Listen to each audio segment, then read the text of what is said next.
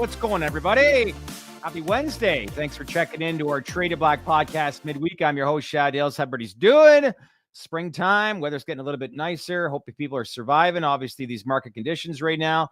Today, we're bringing Gretchen on. Some of you commented earlier this week on what her thoughts were on these two new bills being filed by Congressman Dave Joyce, among others, last week. We're going to find out more into detail. Yes, we know on paper what these bills represent, but how do they gain traction? Well, we know one thing's for sure. Gretchen speaks from the heart. Yes, she's honest about everything. So we want to get everything in perspective on what we could expect next. So let's welcome in AV here on a Wednesday.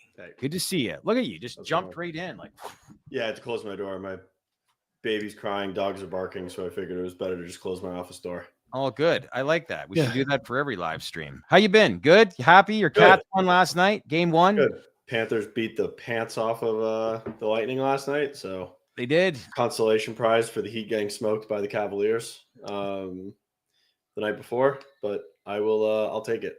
Well, that Cleveland team looks to be like the real deal. But I know the Lakers and Warriors get a lot of the attention, but could be a Cleveland OKC. I wonder how that. But David Stern, Adam Silver came out and said that the NBA does not want a Cleveland OKC. No, but the ratings actually so far have been the best in 25 years, they've said. So there you go. We'll see if that sticks. But anyway, let's not talk about sports because I know our audience hates that. But there's a couple of things I was reading today and it's totally just lost my mind. But what are you thinking right now before we get into Gretchen on how you're looking at this cannabis space? Anything that grabs your attention that you're paying attention to? Stuff happening. It's gonna be blunt. Yeah. I mean, these bills coming out of the woodwork are great and getting refiled. I would assume you're going to see SAFE get refiled here shortly. The stocks are getting whipsawed around. We were up. Today's Wednesday. We were down big we were up big last week on the bill news, down big on Monday, made it back again yesterday, and now some names are flat to up a little bit again today. Just Chad, thanks. I actually got your DM on Twitter. We actually interviewed Big Mike this morning. And you know what I just realized? The message that you sent me, we did talk about hemp a lot. So you'll get some great feedback. We're actually going to post that next Tuesday. But you got to refresh my memory. DM me again because I think there was a specific question that you wanted to ask. It was on the 1% THC versus the 0.3% THC. We kind of covered that, but we didn't cover specifically the question that Chad had. Sorry about that, Chad, but we did talk about that. What was that? Dr. Ernest Small back in the 1970s just came up with a random number of the 0.3%. Arbitrarily came up with the 0.3% THC mandate. Yeah, that's for sure. Okay, let's find out. Yes, we know what these bills are. We read about them, top line them as far as what they represent. But let's go a little bit further in depth on what, basically people are saying and talking about pertaining to this industry in Washington and how it gains traction. So with that, let's welcome Gretchen Gailey back to the podcast. Good to see you. How are things? How's it going? The rose between two thorns. How are you? Warming up in DC, so it's always fun. What is it, 75? It's got to be a little toasty there. I think it's 80. Is it 80 degrees? We're going to hit 90 this week, yeah. Wow, that's a little toasty. 90? I'm not ready for 90 in DC. It's only April. It's not even that in Florida yet. We were there, 3 weeks ago? And the cherry blossom trees are out. It's amazing there when you go along there. Been there, done that. Cherry blossoms are over. Okay, so they're gone. They're only here for like a week or two. I know it's a great time of year, but I love Washington, and we went to Georgetown the one night as well. Never been in that area, but wow, that is incredible part of the city. That's for sure, right? It's a fun part of town. Yeah, it's not bad. Yeah. It's always all fun. Right. Let's dive into it. As we know, there was two bills that were filed last week. First one being the state's 2.0 Act, which was filed by Congressman Dave Joyce, Congresswoman Dina Titus, and Congressman Max Miller.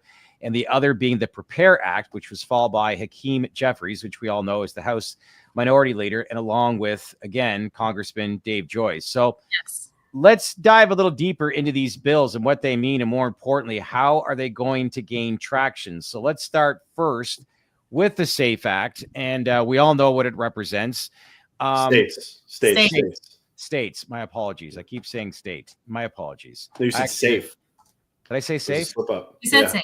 Oh shit. We were hoping for some safe. We got and let's start the show off the top again. Good afternoon and welcome. You're going to give everybody PTSD talking about the Safe Banking Act. So, how does this gain traction? And first off, the way it was basically structured, what do you think of it? Because it appears that it could be in line with the current administration. I think it is very in line with the current administration and what they have proposed in the past. Frankly, what I've been telling to the industry, which they have not wanted to hear at all for the past 90 days, beginning of this administration, is that stop talking to Democrats. I don't need them. I don't want them. You got to talk to Republicans. They're in power. That's who we need to focus on. And frankly, they're the ones who have not been in our court at all. So we need to be coming to them where they are at. And frankly, that's what the States Act does. They care about states' rights. That's where the States Act put cannabis. And so I like it. I love Dave Joyce. I think he's doing good work. He doesn't like to talk about it. He likes to keep quiet and do his work behind the scenes. And I think that's good for us, frankly. And it's good to have the chairman of appropriations backing your issue. So people should be appreciative of Dave Joyce a lot more than they are, frankly. So is there a reason that these have both been filed within the past or refiled within the past week from like a political angling or strategy or is there any rhyme to a reason as to why these have both came out of the woodwork up against the Republicans chance month? They've been saying that they want to get through budget reconciliation first, which is absolutely what had to happen. And they said they were going to get that done by Easter, which they did. So now the committees, like committee chairman, like Dave Joyce, have the room now to actually pursue other things. And so this was a priority of Trump. They got that out of the way. And now they can get to what are more of their priorities. So I'm honestly, I'm a little surprised, frankly, that states came first. I would have thought SAFE would have come first. But I know SAFE is still in the pipeline. For those who love SAFE, still coming. But states also does the work of SAFE. So either one, I'm happy with that we need to get done. So what do we need to do as an industry now that these bills are out there? Like what kind of work needs to get done from an industry standpoint, from an advocacy standpoint? Like the bills are out there. Where do we go from here? Okay. Number one, don't bitch about it. I don't want to hear about what the bill doesn't have. I want to hear about how you're going to support the bill. And if you have things that you would like amended, feel free to put that out there. But it's not about throwing the bill out with the bathwater. Yeah. Like, what the fuck? This is the number one thing that this industry does is we cut off our nose to spite our face. We take our ball and we go home. You can't do that. What we need to be doing, frankly, like I said, we need to be reaching out to Republican members. They're the ones that need to care about this. And honestly, we need to also be reaching out to Republicans on the Senate side. Because once it starts to get traction in the House, you're going to need a companion bill on the Senate side. So I have yet to hear that has come together. But honestly, I think this is something that they can get behind. Frankly, I hate to say this, the House are sheep, whatever. I need the Senate on board. So we need to work on the Senate. We need Republican senators to understand that this is something important to us, something that we believe in. And then we got Republican senators like Tillis, Cornyn, who are saying, I don't want a piecemeal approach. All right, we got this. Takes care of what your needs are. Here you go. Why don't you support it? Why don't you create your own companion bill behind it? We need people to call their members. Yeah, it matters. I don't care what anyone says. Write a letter, send an email. Kyle Sherman put together a great platform. We can work with Kyle again to put together a platform to help people send these letters directly to their members, make it simple, easy peasy. There are plenty of ways for us to reach out on a basic grassroots level. They need to understand that cannabis is an issue that we care about. And if they don't care about it, we're going to find new members of Congress, frankly. We're going to vote you out. If you don't start to care about pot, get the fuck out. Could Thune be a roadblock here, or he's someone that would probably fall in line if everybody gets behind it? You've got Republican support, and Donald goes, dude, just get it done. So Thune, I want to say, is a tricky character. I don't believe that he is opposed. Yeah. but he ain't our friend. No.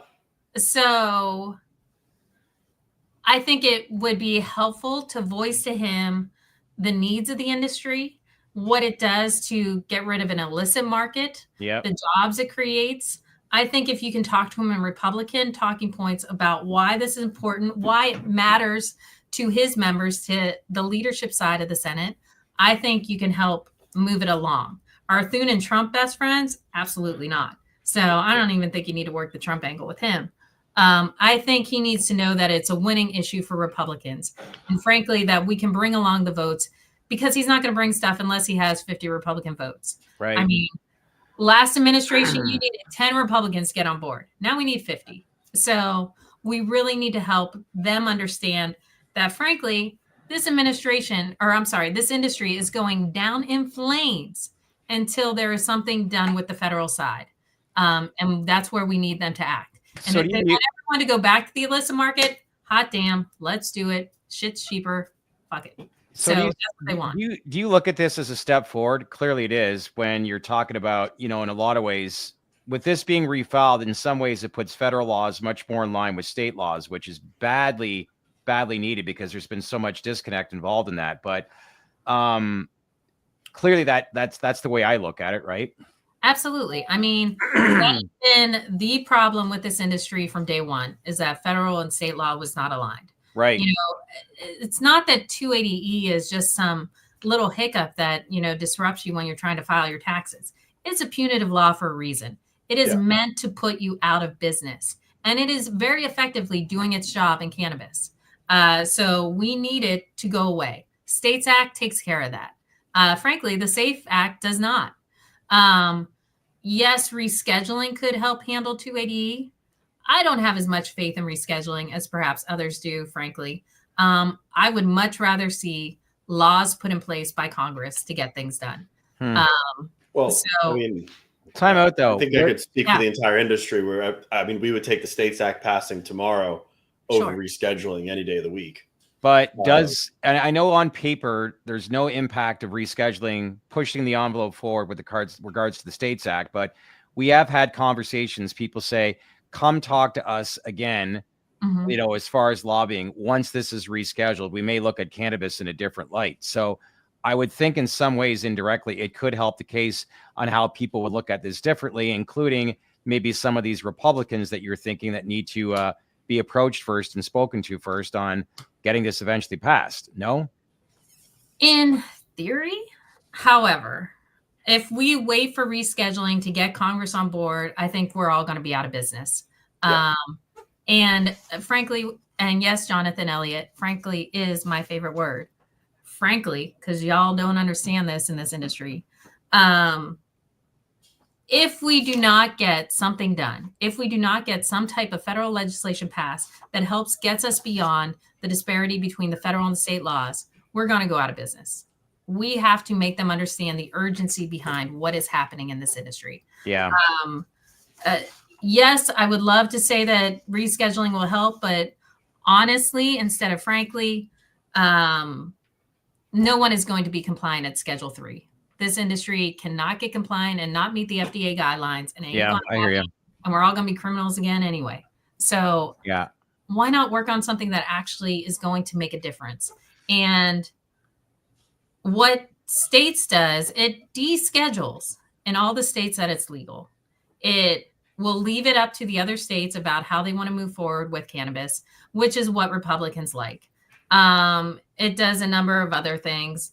One that I'm in favor of is it bars selling of product at transportation stops.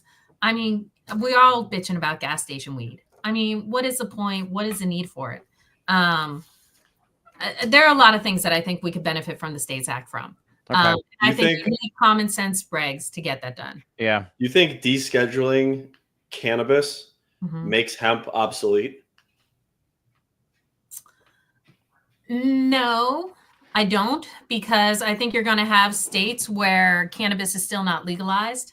In adult use markets, in states that have adult use markets. Okay, No, I think you need to go, frankly, back to the roots of good old hemp and look at the industrial applications of it.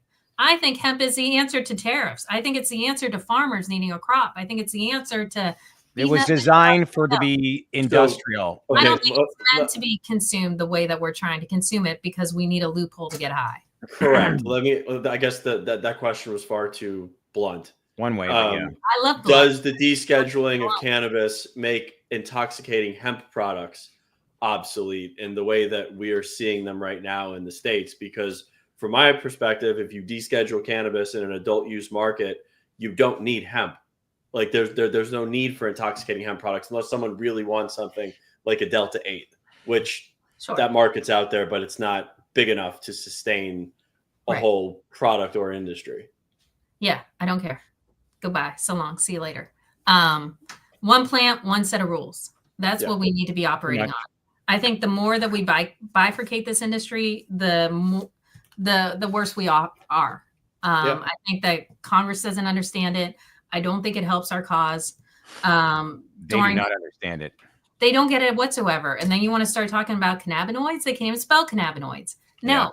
I mean. You like those deltas? You're not showing those deltas. Did you see that last week at Jim? I was like, that's beauty. I could just hear it now in the rooms, these guys. Senator Kennedy, I mean, yeah, try and get him to, articulate this whole debate. Remember, is an inch away from his face. Why didn't you vote on SAFE? Because I said so. I was like, anyways, he's a piece of work. He sounds like the grandpa from Family Guy. Yeah, pretty much. What I wanted to ask you as well. David Benz wrote, who are some of the Republican targets that we should go for? Who's the top 3 to 4 names that you're thinking of? Who do you want? On the Senate side? Are we talking states and Senate? Is that what we're David, elaborate. We talking state? I would say yes. States Act, and senators. Well, when it comes to States Act, frankly, anybody, I would be looking for a sponsor to take that on. And I would be looking at my boys, Tillis and Cornyn, the ones who've actually been vocalizing that we need some type of solution. Do they have the balls to do it? Who knows? Tillis is up for re-election. North Carolina is pushing medical in his state right now. I think he does have to put out a position on cannabis at some point. And I don't think this could hurt, frankly. I frankly, I like anybody to go after in the Republican side in the Senate. When it comes, if you want to go after SAFE, Tim Scott all day and all night, because I just want him to bring it up. Once we get it through committee, I would love to see this sucker come up for a vote. I mean, the votes are there. Yeah. We got SAFE. SAFE could pass. Could pass tomorrow. Raging gun rights. Who is Frank? Did I miss that? I need to meet Frank.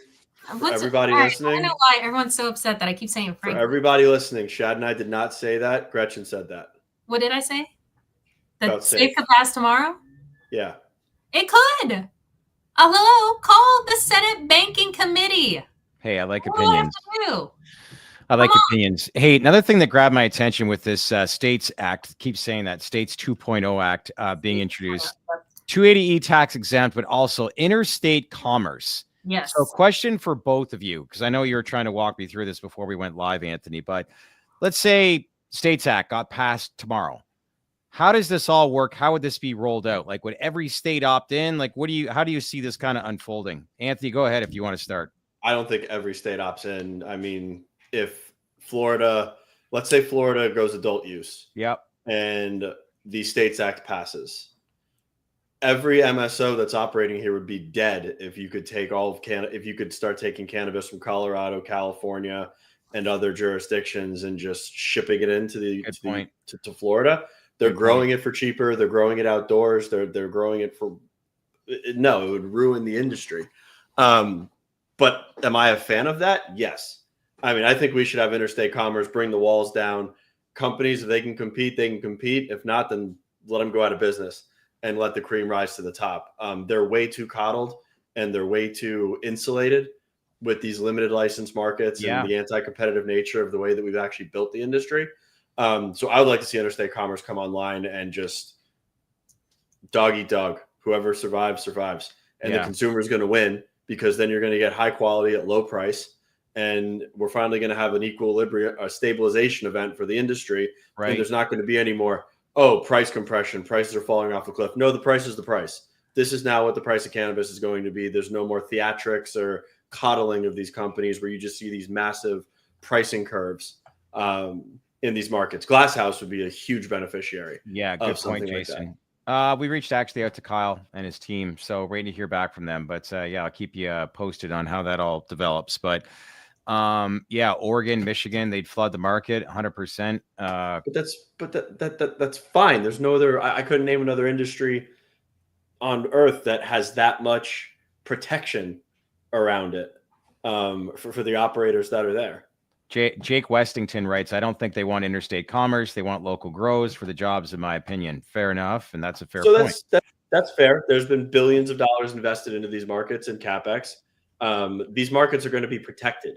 That's why they're going to allow interstate commerce for cannabis to flow through from state for transportation reasons. But the actual markets are not going to have to elect to enable interstate commerce. Yeah. Well, hold on your horses. Okay, let's go. I don't think that the states could say no to it. I think they could stop the sale of products. They can't stop products moving in and out of them. So how would that's that what I work mean. That's what I mean. They can't stop the transport of the products through their states. But if I'm Verano, let's say in Florida, and I want to start. Actually, I don't know if it's a state-by-state basis or if it's I can't just start importing cannabis from Glasshouse in California if I think the Florida program doesn't opt in to interstate commerce. I don't understand what you're saying. So you're saying Glasshouse can't go to Florida if Florida doesn't want it, correct? If Florida doesn't enable interstate commerce within the state. Right. Okay. Yeah. Makes sense. And then none of their product can go out of state either. Correct. Yeah, I would assume that's how it would work. Common sense. But I mean, yeah, if we allow interstate commerce, you've got Village Farms with 5 million square feet of grow in Texas. If Texas comes online and they start they'll be the Glasshouse of the Midwest. If that infrastructure actually gets tapped and they can operate freely within the United States. Dank Informer, this is what is already happening in Florida, Colorado, Oregon, and Colorado. Weed funneled in as THCA, hemp, 0.94% of THCA products sampled in Florida by Modern Canna Labs tested hot as marijuana with over 0.3% Delta 9 THC. I know, man, Dank, I don't know if you do this for a full-time job, but man, I think you are right now. But there's a lot of great information that you've been sharing with us, but appreciate obviously the feedback as usual. Raging Gun writes, dog eat dog is Old Testament mentality, bro, in reference to some of the stuff that you're saying, Anthony, and I think they agree.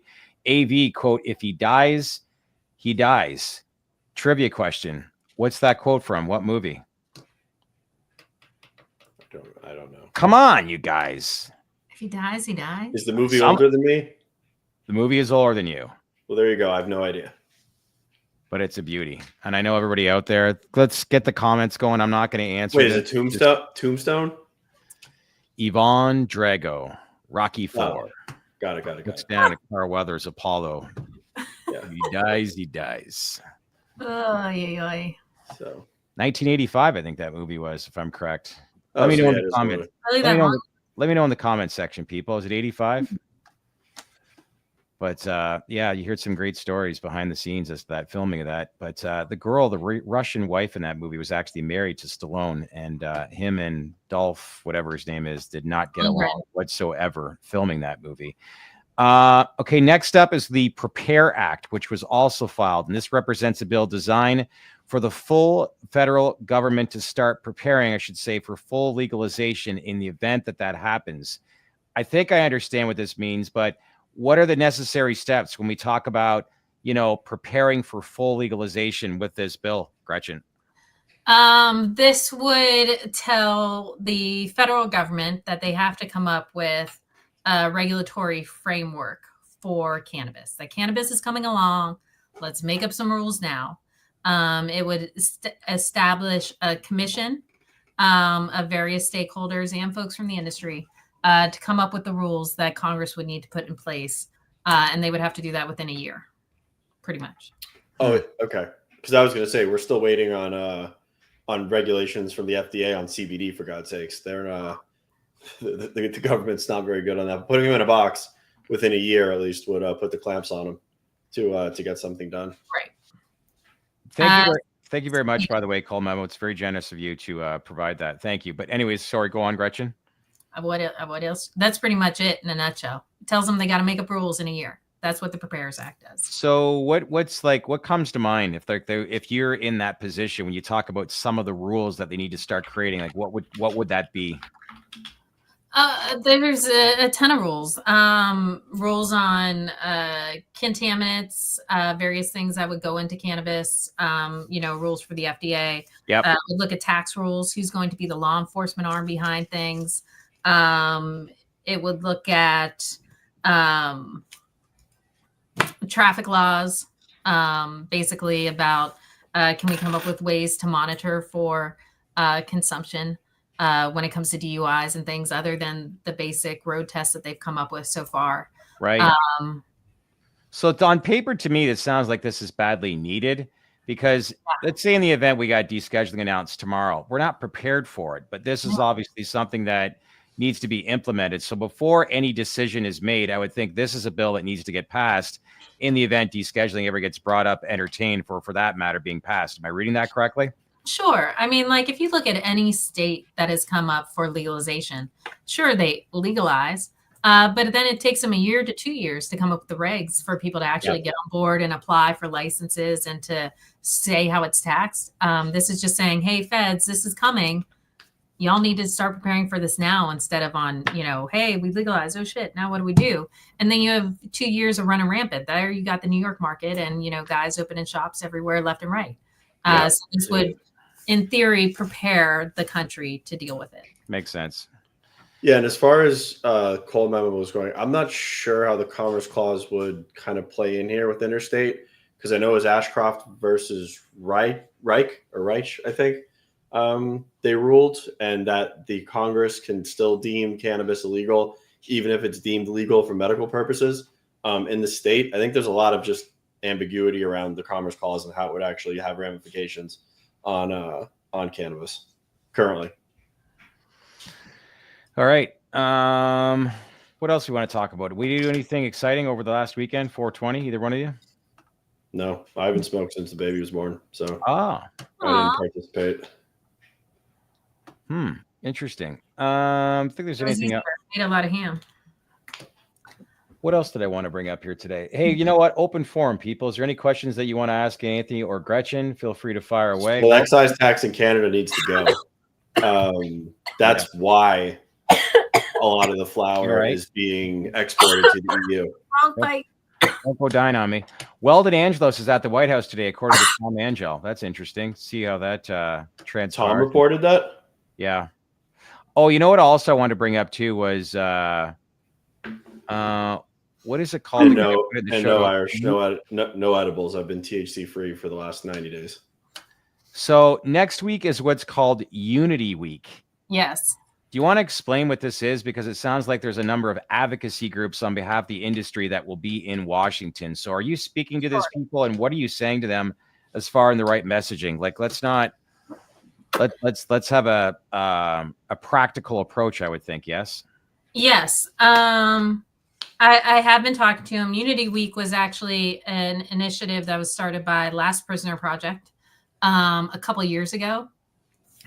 Basically bringing out various advocacy groups, and they lobbied around 420. But of course, with this year and just scheduling and all, 420 doesn't really work. And so that's why they're doing it next week. And so a number of the groups are coming out again. I was actually talking to Last Prisoner Project this morning. They say they're expecting probably about 100 or so folks here. And they asked for my advice on what I think they should do. And I told them not to set foot in one Democrat's office. I don't want to see one photo op with a Democrat in front of their little nameplate of, yay, I talked to, Dina Titus or somebody. Not that she's not a good person, but we don't need to be singing to the choir. I need you working Republicans. That's who we need to be talking to. So Gretchen, let's unpack that a little bit. Sure. Because from an advocacy perspective, historically, a lot of it has been social equity focused, Correct. different kind of disenfranchisement programs, Yes. social justice reform. Yep. How is that going to play into, let's say, the message that's coming from the lobbying and from the industry right now, in terms of keeping that message congruent and not mucking up what's potentially not in the Prepare Act or the States Act that's currently been put in front of them? What I have suggested to them is that they support these bills going forward. Yeah. But if they would like to see like national decriminalization, perhaps they offer that as that would be a good add-on. This is amendment that you should offer up when it comes to committee. Ways to add to these bills. Frankly, race should be taken out of the discussion.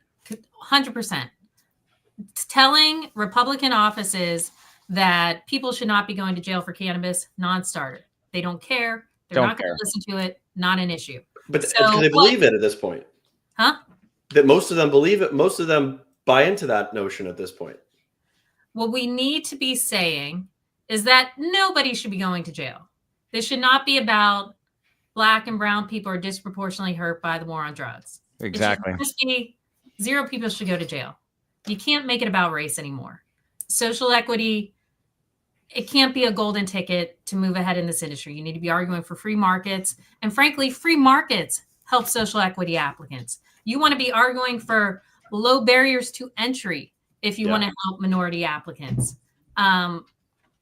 If this were just an open, normal, regulated market like any other business, that would be much more of a benefit to minorities. And you don't need to go down the pathway of social equity. Common sense. Need your support. Common sense and opportunity is how I pitch this. This industry can't play the victim game anymore. And we've done that for far too long. They don't care, especially with the experience that we've learned. And you would know that better than anyone with the amount of time you spend on Washington, on Capitol Hill. But they've got 8 trillion things to worry about on a daily basis. And the last thing they want is saying, and I understand the frustration that people have, but good for Weldon to obviously lead this case. But truthfully, at the end of the day, it's a common sense thing.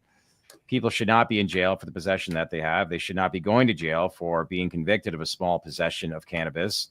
That to me is common sense. And then you bring up the whole economic opportunities within the industry. And to me, that's always been and should be the approach that we should be taking within this space to get, these Republicans on our side, so to speak.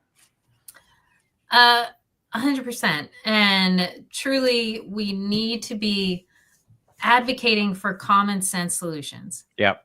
These folks don't understand the getting into the weeds of this industry. So you want to keep your arguments high level. You want to make them understand how this legislation is applicable in their states, in their districts, why it matters to them. I have told them if, they have folks on the ground from Ohio, Pennsylvania, whatever, those people go to those offices. You would be amazed at how many people show up to DC and have no clue how this freaking works. I appreciate them showing up, but you need to have a bit more of a game plan. So I'm very hopeful that these folks will do what they can. I think anytime someone comes to Washington and lobbies their member, regardless of what they're lobbying for, I love it. It's democracy in action. That's what we need. They need to hear that cannabis is an issue that people care about. Yeah, of course. I hope that they lobby for what's currently available to us, which is states and prepares.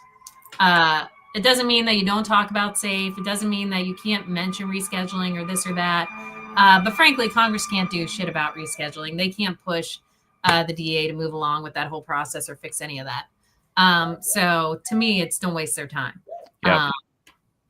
And I would not get into deep cannabinoid debates or anything like that. So how many advocacy groups do you anticipate being there on behalf of the industry? Any idea? I think I'd have to go look. I think there's at least a dozen showing up. Okay. Yeah. But, an Is it just advocacy? Is it just advocacy groups, such as I'm assuming, like you said, Last Prisoner Project, I'm assuming MPP will be there. DPA, SSDP. Yes, these are primarily social advocacy groups who show up for this. Does Sam get FaceTime that week as well? Who? Sam, Smart Approaches to Kevin Sabet. They are not a part of the coalition. Okay, but did they try to like? I don't know. I've never seen Sam show up. No, but just because people aren't part of the coalition doesn't mean that LPP doesn't want other folks to show up. So if USCR decided they wanted to show up and show their support, I'm sure they would be thrilled by that, or Attach, or any of these other groups.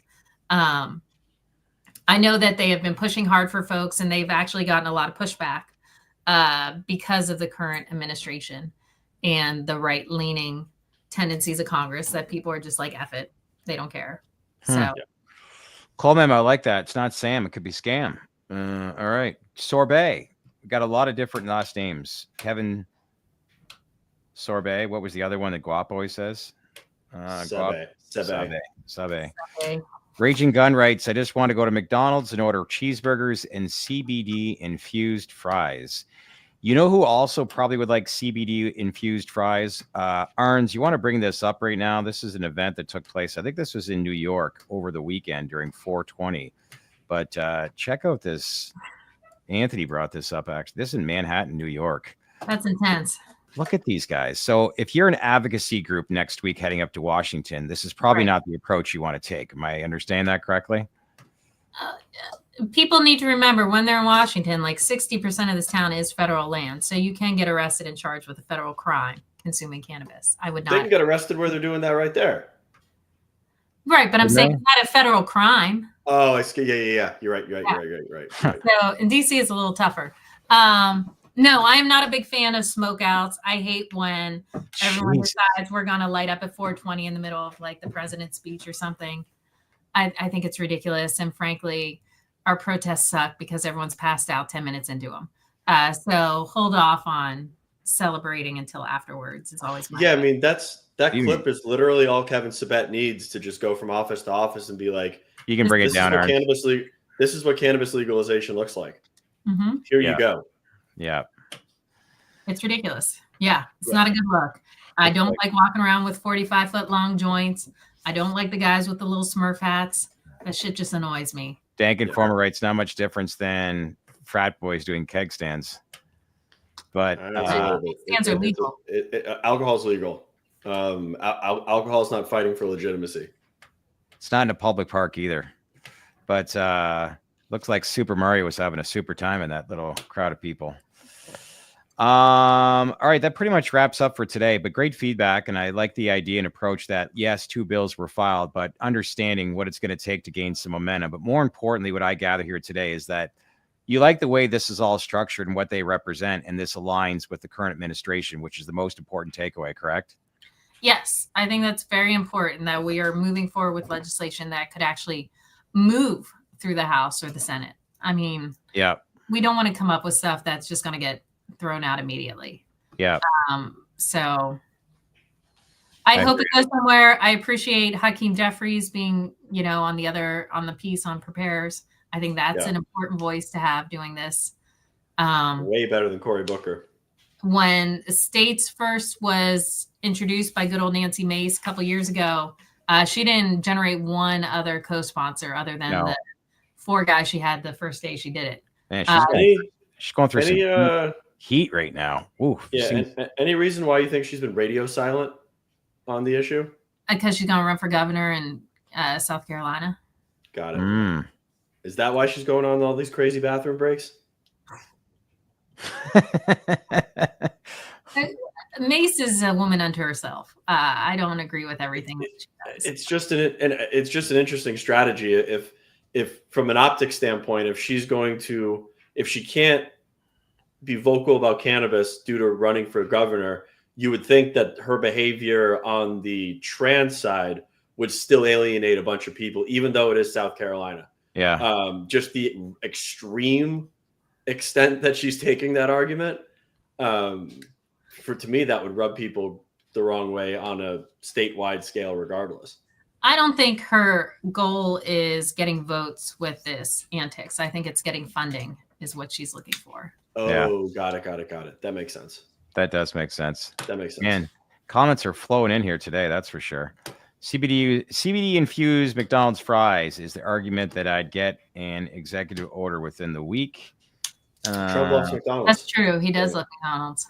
Loves McDonald's. I'm a bit late. No, I don't even want to read that comment. Sorry. I want to monetize this video. We're going to be hard pressed because Gretchen threw a couple F-bombs, but that's okay. We'll get through it. All right. Tell Mr. Don Murphy we say hi. And I know I think he's away. He is. And he's still tending to his wife. Hopefully, yeah, a couple more weeks and she'll be up and walking again. So yeah, that's good. Well, listen, always appreciate your direction, honesty, and guidance as far as how this all should work, could work, and more importantly, how it does work in Washington. So with that, let's keep in touch. And thanks for coming on here today. Everybody give this woman a like for coming on here today. A lot of great feedback. I need money. Go to Project Champion and give us a donation. More than $5. Oh, speaking of Project Champion, how's Ricky and Hemp going in Texas? It's going well. Apparently, Texas says they got this. They don't need our help. Really? I'm like, okay. But we are still trying to do efforts with a few folks down there. I am not optimistic, frankly, for Texas hemp right now. Not optimistic for Texas hemp. So there's going to be wholesale changes that are going to happen to the current landscape. Is that what you're suggesting? I'm assuming that implies SB3's got legs. Well, from what I understand, SB3 is currently sitting in committee and has not gone anywhere, which is a good thing because it was on a fast track before coming to the House. But Dan Patrick has said if he can't kill it now, he's going to kill it in a special session. So I don't think the fight for banning hemp is going to be over. My understanding is they're working on HB 28 and amending that one, which is the carve out for hemp beverages. And they think that there will be more carve outs for other pieces of the industry. I would not put that much faith in lawmakers taking care of the rest of the industry, frankly. No. But yeah. What they do need to do is expand teacup. They need to do that regardless. Or they need to not ban hemp at all. You start banning one thing, you're going to ban another. It's just a slippery slope. That's what I'm against. And I think that it just opens the door for many other conservative states to follow suit. Yeah. So we need to fight for it, whether we believe in it or not. If we truly believe in one plant, one set of rules, we need to care about each other, and hemp and cannabis need to get along. I don't care because we are both going to die together. 100%. Get together. You can't cut the hemp industry off by the knees. You got to elevate cannabis. How you do that? I let the lawmakers figure that stuff out. But that's the way it should be positioned and approached. And explain this to me, because you guys talk a lot more to some of the big boys than I do. How do these folks cut out the knees of hemp, but then they're still going out and running their own lines of hemp beverages and such? How does that make sense? They're all in the beverage business. They're all in the beverage and the low dose edible business. I get what the cannabis companies want, what the cannabis companies want is the THCA flower bullshit to go away. Right. Because the THCA flower bullshit allows for illegal cannabis to be sold through these channels under the guise of hemp flower, and it's just spiraled out of control. Right. That's what that's if you want to say what's infringing on their sales or what's the actual problem, it's that.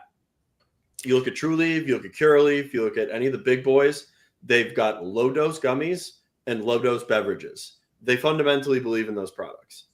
It's the THC flower, the synthetics, all that BS that if a kid gets THCP vape, has an episode, goes to the hospital, the news and everybody's going to say a cannabis product was put in a child's hand. This happened, and this is the cannabis industry. Mm-hmm. And there is absolutely no differentiation between the two. You want one plant in the eyes of the public, it's one plant as it is right now, whether it's an illegal hemp product or whether it's a medical product from a dispensary. No one can tell the difference except for us because we know too much. Yeah, that's the problem. Yeah, you're right. A question for you, Anthony, because I have not been paying attention for the past few weeks. Did you get your cannabis tested? Your hemp? No, I didn't. I haven't got the time yet. I got to take it to Brady's office and get it tested. Come on. I was traveling. Want to know. Yeah. Well, we'll do that. Maybe do that the same day. But he's going to head up to West Palm Beach and check out the new hemp store. Yeah, I'm going to go. I'm going to go to Sunburn. I'm going to go to Rise, and I'm going to go to the hemp store at on Clematis. Have you sampled any of the product? No. Huh. From the hemp shop? No. Oh, you mean the stuff that I bought? Mm-hmm. No. It came with no CA, so no COA, no nothing. And I just haven't been consuming it all as of recent. So no.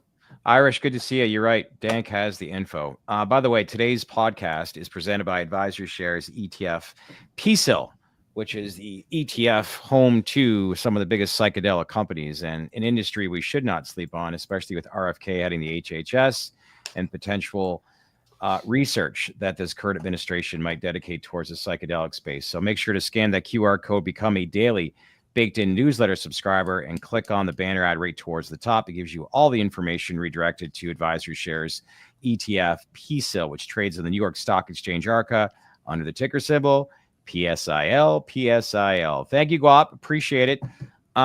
Gretchen, appreciate the time. Let's keep in touch, okay? I'm always here. All right. Thank you so much. Tell your dogs they say hi. Okay. All right. Take care. That was good. Very informative. Before I let you go, and there was some news that actually broke out this afternoon that we should probably touch on. Is this probably the worst kept secret? I don't want to say secret, but people were probably putting this, assuming this is only going to come in due time. And it's this reverse split that's being proposed now from Tilray. Just reading this real quickly. So they're asking shareholders to approve a plan that would allow a reverse stock split of its common shares at a ratio ranging from 1 to 10 or even 1 to 20. What is the current outstanding shares of this company right now? Is it north of 900 million? I think it's $1 billion, somewhere around there. So some of the questions were asked, do you like this? Well, what are you going to do in this situation? You got $1 billion outstanding shares. There's a lot of moving pieces with this company right now, but you want to maintain a last week. I'll say it again. If Tilray does a 20-to-1 split, I'm going to short the stock the day that they do it, because that thing is going to just trend all the way back down. Say what you want about Tilray. Tilray's got great assets. They're dog shit for operating. They're not selling hemp beverages. They've got beverage infrastructure in the United States. They're not selling cannabis in Canada. They've got plenty of assets in Canada. I don't understand people's fixation with Tilray. Like, you're either a bag holder and you're just heavily levered to the name and you got to just be a cheerleader, or I don't understand what people see in the name whatsoever. Paired with the dilution, the financial engineering of the name, the performance of the name, like, there's so many other opportunities in this industry. Like, I don't understand the fixation on Tilray. There is a big fixation on it, that's for sure. But you're right, and we've seen this many times before. The reverse split is shorting the stock and it being dragged down. But that's a big question I've never really understood, was this whole beverage side of things in the U.S. with the infrastructure and the branding that they already own. I don't know why they're not diving. They're the best setup. Well, they're the best setup company for beverage. They want to make sure that they're compliant within the NASDAQ and don't ruffle anything. Bullshit. They would be compliant. Truly, not truly. That was a bad example, but selling Delta 9 beverages in the States is they wouldn't lose their compliancy. There's a big fixation. Another company that is heavily watched by a lot of people. Happy to announce that this time tomorrow, 4:00, we're launching, or I should say posting, our interview that we had with the new CEO. Yes, Cole Memo's right. Sorry, Chef. Agrify. Agrify is listed on the NASDAQ. They sell tons of Delta 9 beverages. I don't have any answers for that. Then I really don't know what's the it's a BS talking point when they say that they can't do it. I mean, they said they're in and you can't even say that they can't do it, because they are doing it. They're just not actually selling beverages. On the earnings report, they're in 1,000 locations. They sold $1.4 million total of beverages. I know brands that are selling $500,000 a week that have way less amount of resources than Tilray. Raging Gun is buying shares now and buying shares until the stock goes 100 per share. That's fine. And I could be very wrong, but I wouldn't put my money in Tilray. I wouldn't recommend Tilray. I don't see the point in owning Tilray. Just the way that the business is right now, and it's a dilution machine. Yeah. We actually reached out to their team and they confirmed yes, Jeffrey Mills. And at the 11th hour, they said no. So don't know why. But it might be because I've been reading my tweets. Yeah. Well, at the end of the day, too, we're a platform that knows the space inside and out. And when I look at some of the interviews on CNBC, they're very top line questions. It's really diving a little bit deeper in. And I don't know if that's the case, but we are more than happy to host Erwin Simon at any given time for an interview to talk more, because there's some valid questions I think a lot of investors have. And so I just want to set the table for everybody. We're going to be doing a number of interviews with the new CEO of Canopy Growth, Luc Mongeau. Our first one tomorrow is actually going to be posting at 4:00. New CEO of Canopy Growth was announced back on November 26th.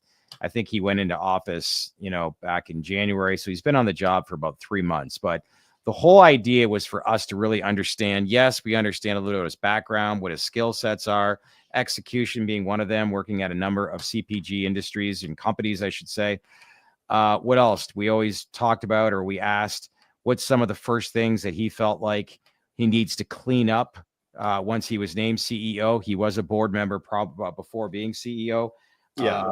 Adjusted EBITDA was mentioned, I don't know how many times. So you can clearly see that margins are the most important thing, and paying down debt. But if you want to learn more about that interview in depth, make sure to log on back here at 4:00 tomorrow. We're going to be posting that. And let us know your thoughts. But if there's anything we missed, just rest assured we're going to have more interviews with him. And feel free to leave any comments on questions that you want us to ask in future interviews with him. More than happy to do that sort of thing. So that's coming up again, 4:00 tomorrow. Interview CEO, Canopy Growth, Luc Mongeau. Friday, we got anything planned for Friday yet? I'm not sure off the top of my head. I have to look at the schedule. We'll find something. Let us know in the comments section. Anybody you want us to reach out? Maybe we'll try reaching out to Kyle Kazan from Glasshouse Brands to see if he's available for Friday morning. But either way, we will be here Friday morning at 11 a.m. And give us a hell yeah, too, if you think Guap should come back for Mic Drop. It's been a few weeks, actually probably a month. Guap, we got to have you back on Friday. But in the meantime, David Benz, appreciate it. Thank you, sir. Dank and President Masks. Irish writes, Tilray owns a ton of Bitcoin, writes Raging Gun. Irish says, make it happen, as far as I would assume Kyle Kazan. So we'll reach out now. I'll let you know. But either way, tomorrow, 4:00, the interview with Luc. Back here Friday morning, 11 a.m. In the meantime, everybody, enjoy the rest of your day. And we'll see you back here on Friday morning at 11. Thanks, everyone.